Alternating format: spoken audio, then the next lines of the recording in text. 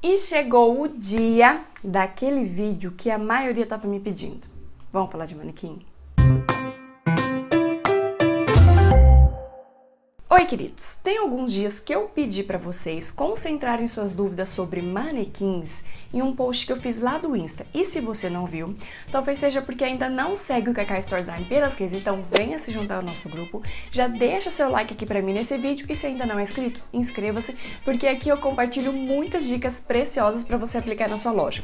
E como eu venho recebendo muitas dúvidas em relação a esse assunto, eu resolvi separar esse conteúdo em duas partes para não produzir um material assim tão cansativo.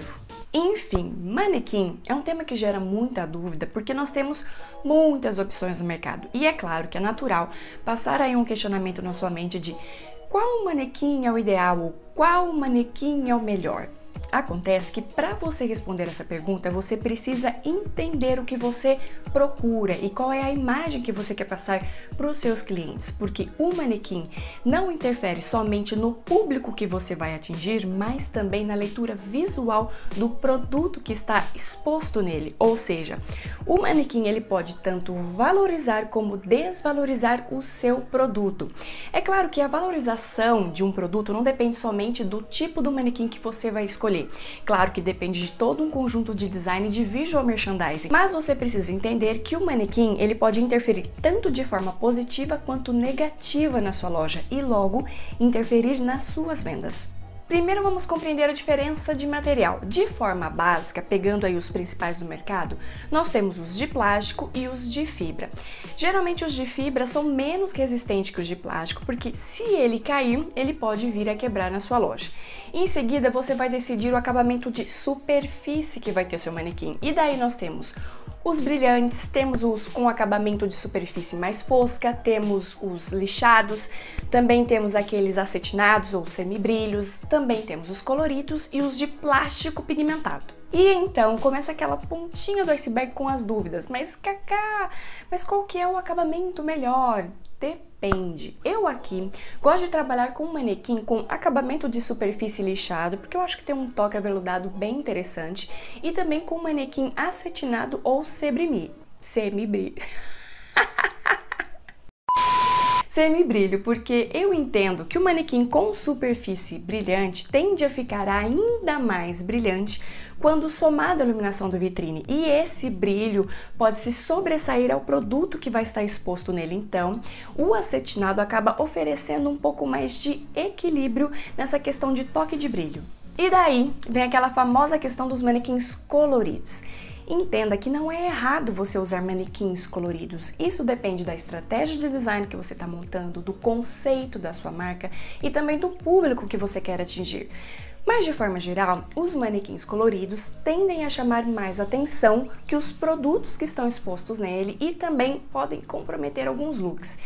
Eu vejo os manequins coloridos mais como uma composição cenográfica e conceitual do que aquela composição do dia a dia que a gente precisa ali montar toda semana. Para isso, prefiro os manequins mais neutros, como os brancos, que oferecem uma imagem mais tradicional, ou manequins pretos que oferecem uma imagem mais refinada, mais elegante.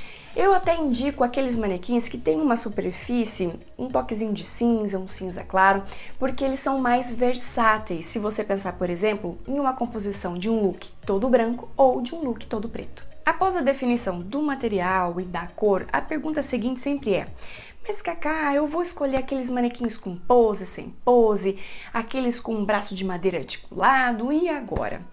Enfim, hoje nós temos os manequins realistas, que são aqueles que se assemelham mais à feição humana, que inclusive são opções que precisam ser trabalhadas com perucas, porque dessa maneira você reforça ainda mais esse conceito realista proposto pelo manequim. E são boas opções para você trabalhar numa vitrine quando você quer trazer esse caráter mais humano para ela. Caso contrário, você vai trabalhar com um manequim mais conceitual. E são as opções mais usadas no mercado porque elas são mais versáteis, porque você pode trabalhar com peruca, sem peruca, com acessórios ou sem acessórios, porque é um manequim que permite você fazer essas escolhas. E entre manequins estáticos e com pose, prefiro os com pose, porque é uma maneira de você oferecer um toque de movimento à sua vitrine.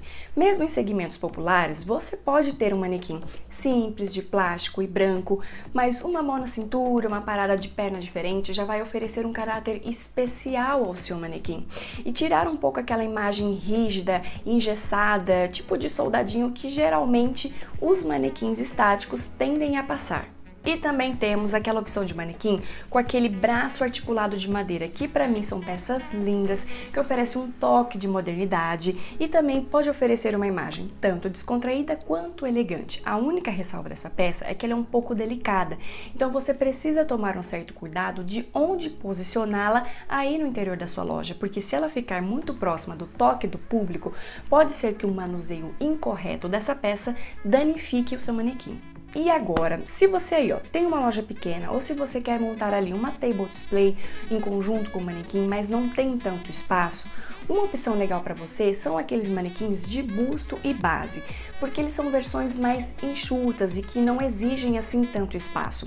E nós temos uma grande variedade no mercado de superfície para esses bustos e também para as bases, que podem variar de base de madeira para base metálica até para uma base de rodízio.